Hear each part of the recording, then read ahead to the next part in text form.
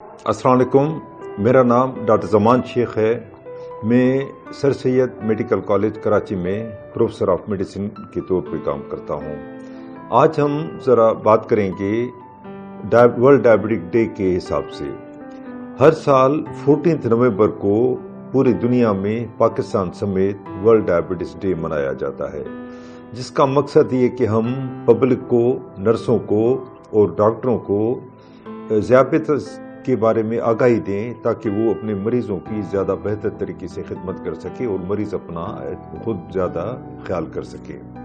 14 नवंबर क्यों हमने सिलेक्ट किया है, उसकी एक ख़ास वजह है। इस दिन पहली दफ़ा इंसुलिन ईजाद हुई थी और सर फ्रेडरिक बेंटिंग, बहुत बड़ा नाम है मेडिसिन की दुनिया में, उसने यूनिवर्सिटी ऑफ टोरंटो कनाडा में पहली दफ़ा इंसुलिन ईजाद की, जिसके बाद पहली दवा शुगर के इलाज के लिए दुनिया में वजूद में आई।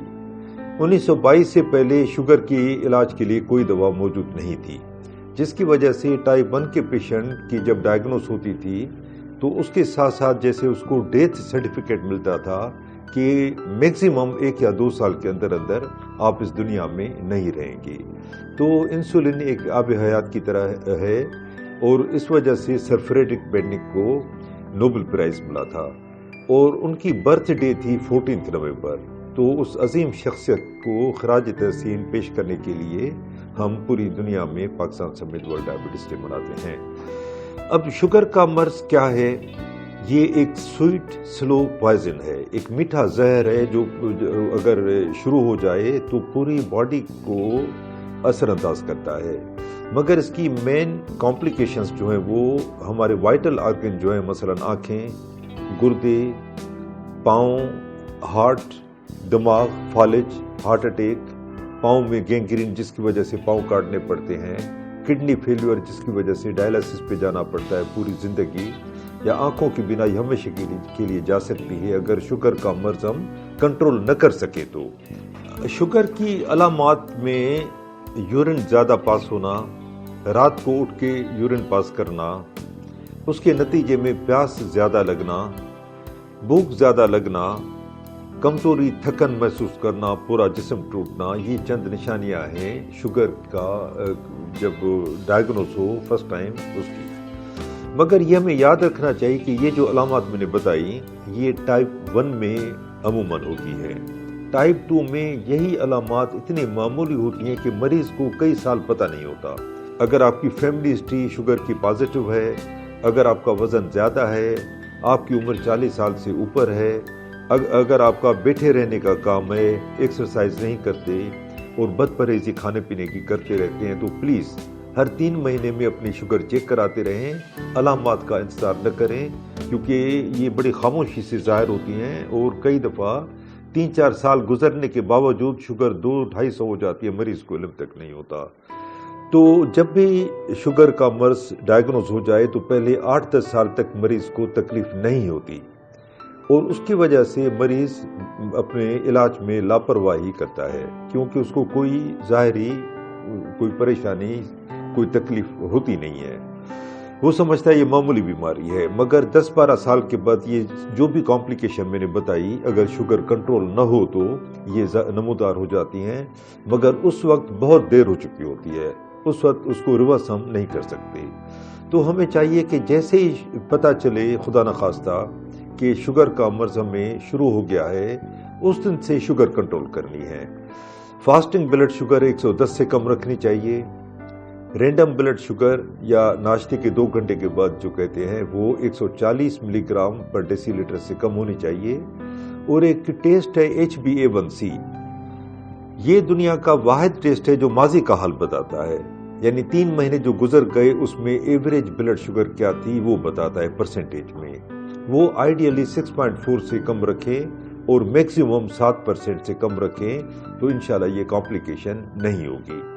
अब उसके लिए ये गोल किस तरह अचीव करें हम, उसके कई तरीके हैं। एक तो लाइफ स्टाइल है, लाइफ स्टाइल मॉडिफिकेशन। जब ये वर्ड हम कहते हैं तो उसका मतलब होता है कि हम वज़न कम रखें, रोज़ाना एक्सरसाइज करें, फास्ट फूड वगैरह से परहेज़ करें, खाना कम खाएं, اور تمباکو نوشی سے پرہیز کریں. ان 4-5 باتوں کو ملا کے ہم کہتے ہیں لائف اسٹائل. اس پہ توجہ دیں.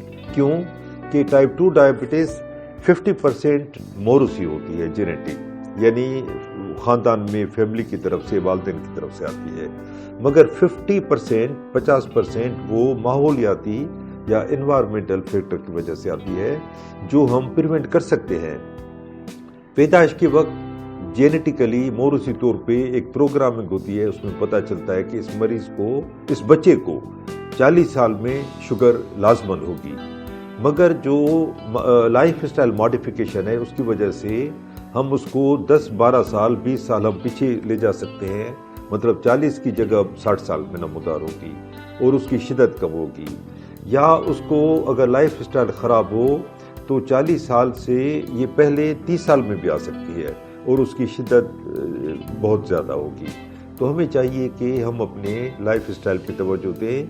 آپ کا ڈاکٹر جو آپ کو دوائیں لکھے، چاہے وہ ٹیبلٹ ہو یا انسولن، اس کو لازماً استعمال کریں. اور یہ گولیاں یا انسولن پوری زندگی کے لیے ہوتی ہیں. یہ چند دن کا کھیل نہیں ہے کہ چند دن کے بعد ہم دوائیں بند کر دیں اور شوگر آٹومیٹیکلی کنٹرول ہو جائے گی. ایکچولی انسولن کے بارے میں بہت زیادہ غلط فہمیاں ہیں. لوگ سمجھتے ہیں کہ انسولن اب آخری سٹیج ہے، اس کے بعد زندگی ختم ہو جاتی ہے. یہ بالکل غلط فہمی ہے. انسولن آب حیات ہے. اور یہ دیکھیں، یہ جو ہم ٹیبلٹ استعمال کرتے ہیں، گولیاں استعمال کرتے ہیں، یہ بھی لبلبے سے انسولن کو نچوڑ کے نکالتی ہیں. اب جب بیٹا سیل لبلبے یا پینکریاز میں ہوں گے نہیں، ختم ہو گئے، تو انسولن کہاں سے نکلے گی؟ تو جو ایکچول ریپلیسمنٹ تھراپی ہے، جو ایکچول علاج ہے، وہ ہے ہی انسولن. انسولن ایکچولی بہت جلدی اسٹارٹ کرنی چاہیے تاکہ جو بچے کھچے بیٹا سیل ہمارے لبلبے یا پینکریاز میں بچ گئے ہیں وہ سلامت رہیں، وہ اپنی اندرونی انسولن خارج کرتے رہیں، اور باہر سے ان کو جو انسولن لگاتے ہیں انجیکشن کی صورت میں، اس صورت میں ان کو انسولن فراہم ہوتی رہے. اور انسولن کے بارے میں پھلیں تو پوری زندگی چلتی رہتی ہے. یہ ٹائپ 1 میں تو صحیح ہے، مگر ٹائپ 2 میں یہ صحیح نہیں ہے. کیوں کہ بعض اوقات انسولن ٹائپ 2 میں جب شوگر مکمل کنٹرول آ جائے یا کم ہونے لگے تو ہم بند بھی کر سکتے ہیں. مگر آپ کا ڈاکٹر جب ایڈوائز کرے کہ انسولن لیں تو آپ کو اس وقت انسولن لازماً لینی ہے. عموماً اسٹریس کے وقت، سرجری کے وقت، بیماری کے وقت، یا شوگر بہت زیادہ آؤٹ آف کنٹرول ہو جائے تو ٹائپ 2 میں کچھ عرصے کے لیے انسولن دینی پڑتی ہے. ہو سکتا ہے وہ لائف لانگ بھی ہو جائے. تو یہ ڈیپینڈ کرتا ہے کہ شدت کتنی ہے مرض کی. اگر شوگر بہت زیادہ کم ہو جائے تو یہ معمولی بھی نوعیت ہو سکتی ہے، جس میں آپ سمپلی کوئی بھی میٹھا شربت پی لیں یا چینی گھول کے پی لیں یا کوئی میٹھی چیز کھا لیں، ایون کھانا کھا لیں، بسکٹ کھا لیں میٹھے، تو شوگر صحیح ہو جاتی ہے. مگر اگر اس کی شدت زیادہ ہو تو آدمی بے ہوش بھی ہو سکتا ہے. اس وقت وہ دوسرے آدمی کی ہیلپ کی ضرورت پڑتی ہے اور کبھی کبھی ہاسپٹلائز کرنا پڑتا ہے، جس میں پھر رگ کے انٹراوینس روٹ کے ذریعے ہم گلوکوز دیتے ہیں، کیونکہ وہ آدمی بے ہوش ہوتا ہے. اور یہ لائف تھریٹننگ بھی ہے ہائپوگلائسیمیا، یعنی شوگر کا بہت زیادہ خون میں کم ہو جانا دواؤں کی وجہ سے.